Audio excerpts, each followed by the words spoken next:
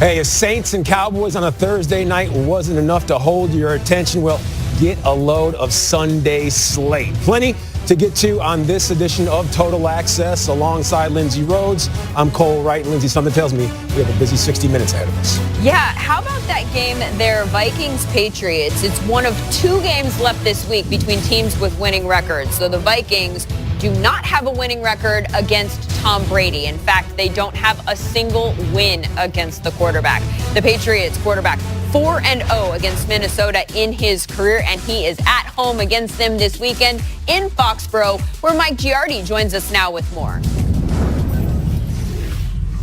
Not that there should have been any concern, but Tom Brady declared himself good to go for Sunday's tilt against the Minnesota Vikings. Brady has been limited in practice over the last week and change with a left knee injury. He also had a big bruise on his right knee for the Jets game and hurt his thumb in that contest. But he says as he's gone on in his career, he's been able to manage these injuries and bumps and bruises better than ever. I haven't missed many games by injury over the course of my career. So I think early on it was probably being pretty naive. You know, I think the second half of my career has probably been a little smarter. So those two things have worked well at different times. Brady said Sunday's game will be a tough task against the Vikings, but this is when the Patriots like to play their best football. They said it always comes after Thanksgiving when you want to keep improving and carry that momentum into the playoffs. For more on Minnesota, let's send it to Tom Pelissero. Thanks, Mike. Kirk Cousins and the Vikings offense put on a show through the air last week against the Packers, and they're hopeful they can build on that this week against the Patriots defense that's notorious for taking away the opponent's best weapon. Tight end Kyle Rudolph told me, "We know we're going to get some wrinkles that they've drawn up just for us. But if we can take care of ourselves and use all our playmakers, it doesn't matter what they do because they can't stop everyone." One of those playmakers, receiver Stephon Diggs, was back at practice Friday after missing 2 days because of a knee injury. He's listed as questionable on the injury report. So is star cornerback Xavier Rhodes, who told me he expects to go through a pregame workout on Sunday to test out his injured hamstring. Against Tom Brady, linebacker Anthony Barr told me one key is getting pressure in his face. He doesn't want to move around, Barr said, so if we can get him off his spot a little bit, I think that'll help us. Tom Pelissero, as always, thank you, sir. Let's check out Thursday night action. Saints and Cowboys. Dak entering this one 11 wins in prime time game since 2016 in the first quarter. That was a good screen. Yeah, he was looking prime time to Zeke Elliott. 16 yards. That's a house call. Wake the kids. Cowboys out in front, 10-0 in the quarter. The Saints barely held the ball. So second quarter, Alvin Kamara.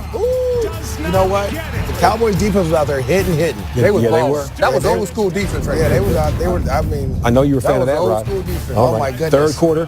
What Thomas you doing? Morstead. Come on, Randy what are we out Gregory. here doing?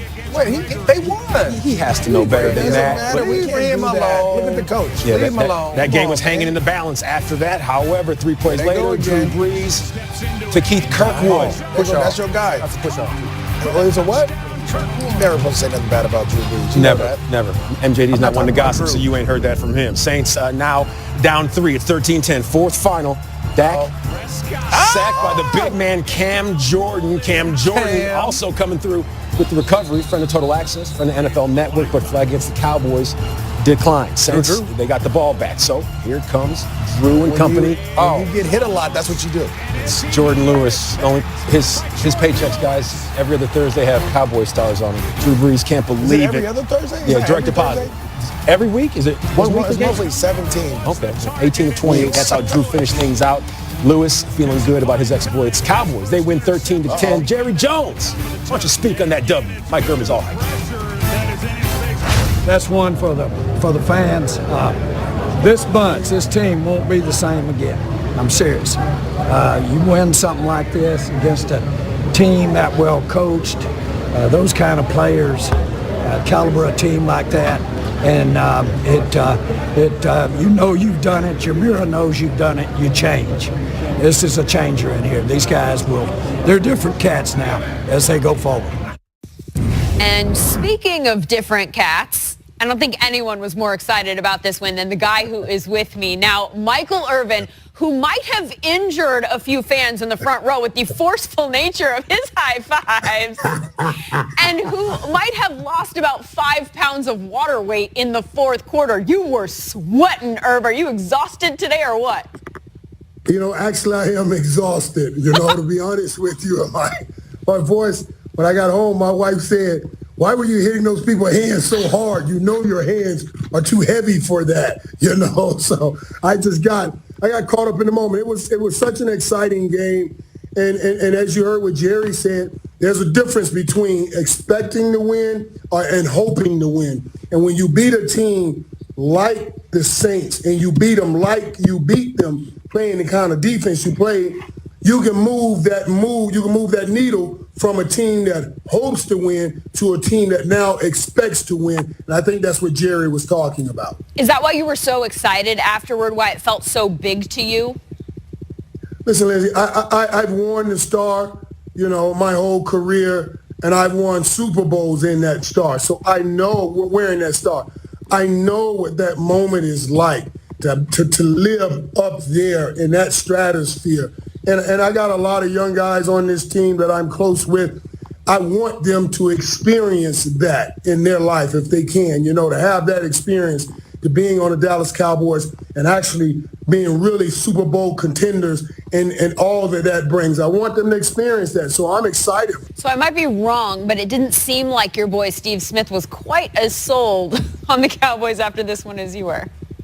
Listen, all of them, Steve, Reggie, as they sat in that green room, as we were watching, and look at that face. That face has become a meme now. People are making a meme about that face, right? We were in the green room watching, and the Saints started coming back. Those guys were talking about, oh my God, we just, anything got to happen. We cannot allow the Cowboys to win. That's when I got up and went to the field because I was like, okay, this seat isn't working anymore. Reggie was talking about the Saints because everybody was dancing before the game. I said, Reggie, your Saints out there hot dancing before the game. He who danced last danced best. And it was us that danced last, so we danced all over them. Who that said that we're going to beat them Saints? Them boys said that. That who?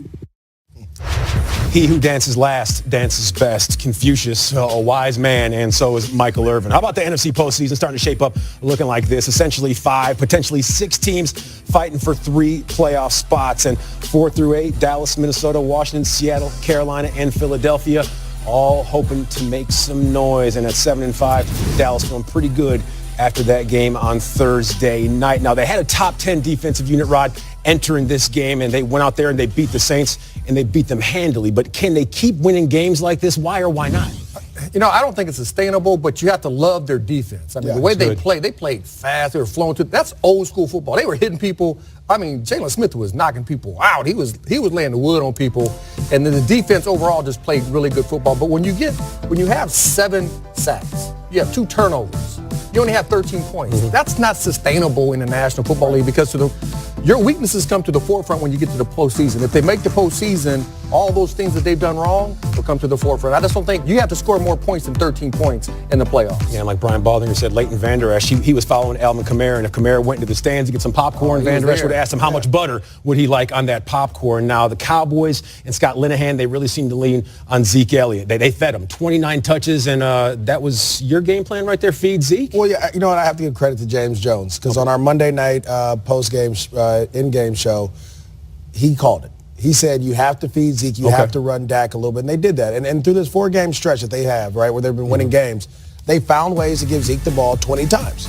If he is throwing the ball, running the ball, whatever it may be, because it helps that defense that you're talking about, Rod. It allows those guys to get rest on the sideline so they can come out and play fast and be explosive and run all around, and it helps that defensive line out. This is the key to the engine to get this offense going, to get this team going. Now, in the playoffs, they may struggle because they have some issues on offense, but as long as you get the ball to your best playmaker and he can kind of set the defense, it allows Amari Cooper to make plays and allows that defense to do what they want to do. Yeah, tip of the cap to James Jones, even though he did pick the Green Bay Packers to win 7 of their last 8 games. And you didn't mention them in the wild card. They got 3%. That's true. 3% chance, so there still is a chance. Time now to get to some headlines, if you don't mind. After suffering an ankle injury and undergoing surgery after a Week 3 win over the Chargers, Aqib Talib, he's been activated to the Rams' active roster. Now, Talib was designated to return on Monday. However, head coach Sean McVay with a positive spin that the corner may see time Sunday versus Detroit.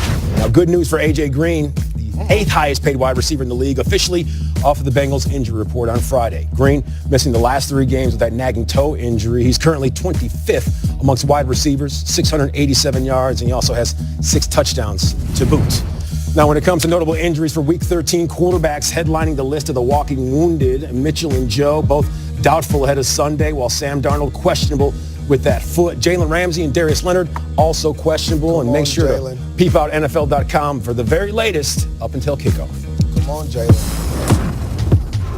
Guys like Jalen Ramsey throw a lot of shade at opponents. Guys like Big Ben throw a lot of shade at teammates and coaches. Still to come.